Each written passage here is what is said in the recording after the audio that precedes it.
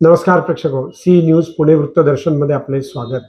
पुण्यातील श्रीमंत दगडूशेठ हलवाई दत्त मंदिराच्या वतीनं दत्त जयंतीच्या निमित्त आणि 128 वर्ष पूर्ण झाल्याच्या निमित्ताने स्तोत्र पठण त्या ठिकाणी अतिशय शास्त्रशुद्ध पद्धतीनं करण्यात आलं।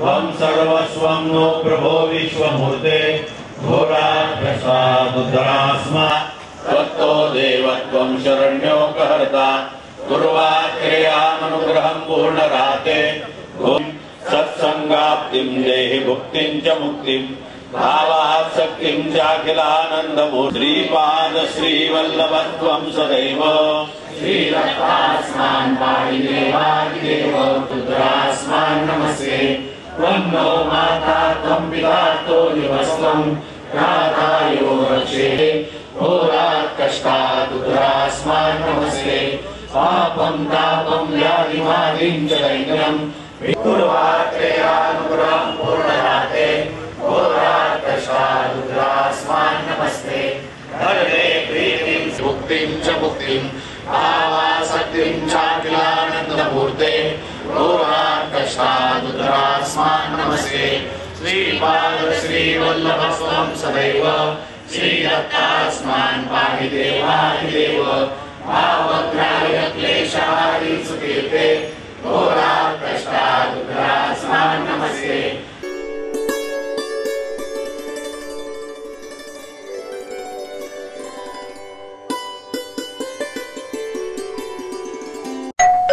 अहो उठा ना, ऑफिसला नाही का जायचं? अगं मला आज फ्रेशच वाटत नाही, काही करायची इच्छाच नाही। अहो मग तुम्ही आजपासूनच न्यू युनायटेड फार्मसीचे गुड मॉर्निंग चूर्ण घेणं सुरू करा। अपचन, मलावरोध, बद्धकोष्ठ, आम्लपित्त आणि पोटाच्या तक्रारींवर खात्रीशीर आयुर्वेदिक उपाय गुड मॉर्निंग चूर्ण। 35 वर्षांपासून सगळ्यांच्या पसंतीचे गुड मॉर्निंग चूर्ण औषधांच्या प्रत्येक दुकानात मिळते।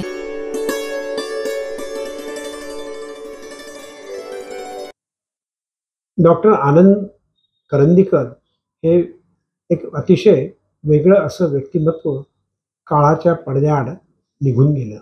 त्यांनी त्यांच्या जीवनामध्ये जातीवादाचा अंत करण्याकरता आणि वेगवेगळ्या संस्थांच्या माध्यमातून स्त्री पुरुष समानता मिळवण्याकरता आयुष्य दिलं। ते स्वतः IIT तज्ज्ञ आणि IIMचे विद्यार्थी होते आणि मुकुंद आयर्न स्टीलमध्ये उच्च पदाची त्यांना नोकरी होती। ती सोडून त्यांनी उदगीर भागामध्ये मोठ्या प्रमाणात सामाजिक कार्य केलं। त्याला जोड मिळाली ती डॉक्टर नीलम गोरे यांची। त्यांनी पुढे विवाह केला आणि त्यातूनच त्यांनी 20-22 वर्ष संसारही केला। मतभेदाचं रूपांतर मनभेदात झालं नाही आणि त्यामुळे दोघांनीही विभक्त होण्याचा निर्णय घेतला आणि शेवटपर्यंत मित्रत्वाच्या नात्यानं ते राहिले। त्यांच्याविषयी नीलम गोरेंनी व्यक्त केलेल्या या भावना। त्याच्यामध्ये आनंद करंदीकरांना श्रद्धांजली अर्पण करत असतानाच आजच्या या कार्यक्रमाचे अध्यक्ष विश्वास काळे आणि माझ्यासमोर उपस्थित असलेले सगळे मान्यवर, जवळजवळ 15 जणांनी आनंद यांच्याबद्दलच्या आठवणी आणि अत्यंत हृदय अनुभव इथे मांडलेले। आणि ज्यावेळेला 18 तारखेला जयाचा फोन आला की आनंदला अटॅक आलेला आहे, त्यावेळेला मी मुंबईत होते आणि त्यांची नेत्रदानाची आणि देहदानाची इच्छा होती। ती कशा प्रकारे पूर्ण करता येईल हा एका बाजूला विचार असतानाच डोळ्यासमोर अनेक वर्षांचा पट आणि कालावधी समोरून गेला। तुमच्यापैकी ज्यांनी ज्यांनी मुद्दे मांडले, आठवणी सांगितल्या, अनुभव सांगितले, मुक्ता, सत्यजित, अमृता या मुलांनी जसं त्यांच्या नजरेतून लहानपणी दिसलेला बाबा मामा हे पाहिलं, ते सांगितलं, तसंच वेद म्हणून तयार झालेले सगळे जे तरुण कार्यकर्ते त्यांच्या नजरेमधून आनंद करंदीकर त्यांना कसे दिसत होते ते पाहिलं तर नक्कीच असं वाटतं की जे युवक क्रांती दलाचं काम होतं जातीविहीन वर्गविहीन, आणि मी त्याला सारखा शब्द जोडायचे सगळे विसरत दिसले तरी की स्त्री पुरुष विषमताविहीन हा शब्द सातत्याने माझं म्हणणं असायचं की आपल्या घटनेत असायला पाहिजे। तर ते तो समाज तयार करण्याच्या दृष्टीने अनेक जी माध्यमं आहेत ती माध्यमं व्यक्त करण्यासाठी, त्यात कृती करण्यासाठी आनंद करंदीकर सातत्याने कार्यरत होते. आमचं 76 साली आमचं लग्न झालं आणि त्याच्यानंतर जवळजवळ 98 सालापर्यंत आम्ही एकत्र राहत होतो. त्याच्यानंतर मात्र जवळजवळ 28 वर्ष आम्ही विभक्त आहोत आणि 18 साली आम्ही घटस्फोट घेतला. आणि या संपूर्ण कालावधीमध्ये अनेक जणांना कल्पना होती की आनंद मुक्ताचे बाबा आहेत आणि आनंद आमच्या घरी यायचा, वेगवेगळ्या कार्यक्रमांना किंवा काही प्रसंगांच्या मध्ये फोनवरती बोलणं व्हायचं. मुक्ताच्या शिक्षणाच्या मध्ये त्यांचं बोलणं होत होतं.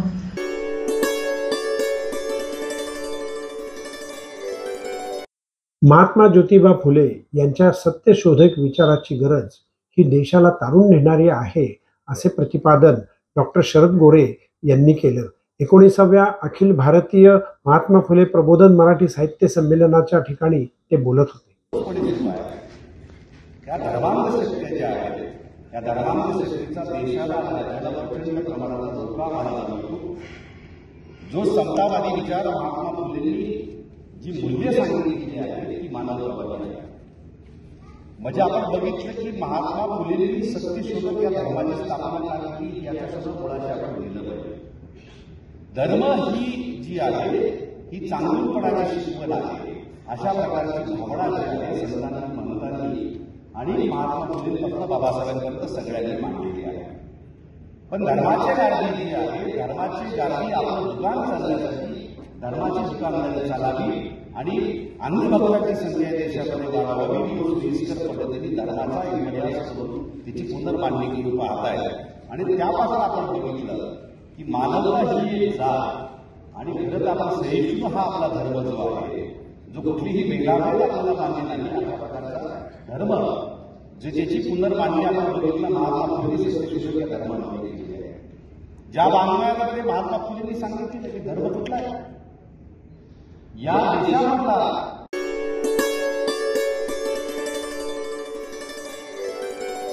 71वा सवाई गंधर्व महोत्सव आता पुण्यामध्ये सुरू होत आहे. त्याविषयीची माहिती संस्थाचालकांनी आज पत्रकारांना एका पत्रकार परिषदेमध्ये दिली. या महोत्सवाची जगभर वाट पाहिली जाते आणि जगातून अनेक श्रोते या ठिकाणी कार्यक्रमाकरता आवर्जून येतात. पुण्याच्या भव्य परंपरेतला हा एक महोत्सव जाणून घेऊयात त्याची माहिती. नमस्कार. 71वा सवाई गंधर्व भीमसेन महोत्सव हा 10, 11, 12, 13, 14 या डिसेंबर 2025ला पुण्यात कटारिया हायस्कूलच्या प्रांगणात मुकुंदनगरला होणार आहे. आपण जाहीर केल्याप्रमाणे. तर आज मी आपल्यासमोर सांगू इच्छितो की यात यावेळचं जी थीम आहे, आमची जे सूत्र आहे, त्यात यावेळेला पहिल्यांदाच या महोत्सवात येणारे आणि कला सादर करणारे कलाकार हे जवळपास 50% आहेत. जे आमच्या महोत्सवात नव्या लोकांना व्यासपीठ मिळतच असतं, म्हणजे यावेळेला ते अजून वाढवलं आहे. जुने बुजुर्ग जाणते सुद्धा कलाकार आहेत आणि यावेळेला सहवादन यांची पण संख्या खूप जास्त आहे. तर असं वेगळं काहीतरी, त्याच्यातही एक उत्तर हिंदुस्थानी, दक्षिण हिंदुस्थानी, नंतर फक्त आपल्या पुणे महाराष्ट्रात नाव असलेले असे नाही, तर हा महोत्सवाचं आंतरराष्ट्रीय स्वरूप लक्षात घेता सगळ्या जगातल्या लोकांना काहीतरी त्यात सहभाग वाटेल, श्रोत्यांना, अशा रीतीचे आविष्कार, असं आपल्या यावेळच्या महोत्सवाचं वैशिष्ट्य आहे. रसिकांना नम्र विनंती आहे की आम्हाला नेहमीप्रमाणेच आशीर्वाद देऊन आपल्या प्रेमाने या सोहळ्याचा अवश्य आनंद घ्यावा. धन्यवाद. परदेशी कलाकार सादर करणार ते कोण आहेत आणि कुठलं वादन? नाही, इथे बऱ्याच वेळा येतात, परदेशात राहत असतात. आता जॉर्ज ब्रुक्स नावाचे एक कलाकार आहेत, ते अमेरिकेत बे एरियामध्ये कॅलिफोर्नियामध्ये राहतात, बर्कलीमध्ये राहतात. ते आमच्या किराणा घराण्याचे गायक तिकडे राहायला गेले होते 50-60 वर्षांपूर्वी. त्यांच्याकडून भारतीय शास्त्रीय संगीताचं त्यांनी शिक्षण घेतलेलं आहे. नंतर एक त्या सास्किया राव दे हास या दिसायला दिसतील त्या आहेत डच, पण आता त्यांना परदेशी म्हणायचं की माहीत नाही मला, कारण ते शुभेंद्र राव त्यांच्याबरोबर वाजवणार आहेत, त्यांच्या पत्नी आहेत आणि त्या दिल्लीत असतात. नंतर डॉक्टर एल शंकर हे सुद्धा अमेरिकेत राहतात, मूळचे जरी भारतीय वंशाचे असले तरी. तर असे काही आंतरराष्ट्रीय लोक इथे आहेत. तिकीट कुठे असेल हे आपण आमच्या जाहिरातीत किंवा ऑनलाईन ह्याच्यात ऑनलाईन पण घेता येतं. त्याची माहिती आपल्याला प्रेस नोटद्वारे वगैरे दिली जाईल, पण दिली गेलेलीच आहे मला वाटतं.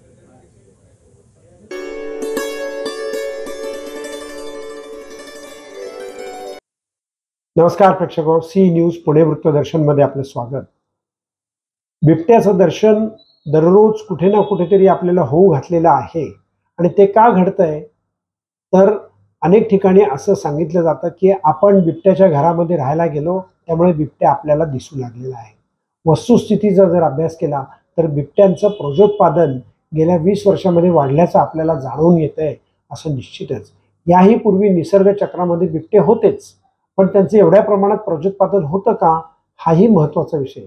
जंगल कमी झालं पण त्याचबरोबर ऊसाची शेती देखील वाढली, तर ऊसाच्या शेतीमध्ये बिबट्यांनी स्वतःचं वास्तव्य सुरू केल्याचं दिसून येतं. जी काही अनेक पिल्लावळं त्याची आपल्याला सापडली ही ऊसाच्या शेतीमध्येच सापडली. पण एवढं जरी असलं तरी त्याचं प्रजोत्पादन का वाढलं याचा शासनानं विचार करायला हवा. कोणीतरी या उत्पादनांच्या म्हणजे बिबट्याचं जे एकंदरीत नर मादीचं प्रमाण आहे आणि त्यांची जी एकंदरीत लोकसंख्या आहे ही अचानक कशी वाढली असा प्रश्न सर्वसामान्य वनक्षेत्राच्या अधिकाऱ्यांना सुद्धा यायला हवा. पाहत रहा सी न्यूज पुणे वृत्तदर्शन.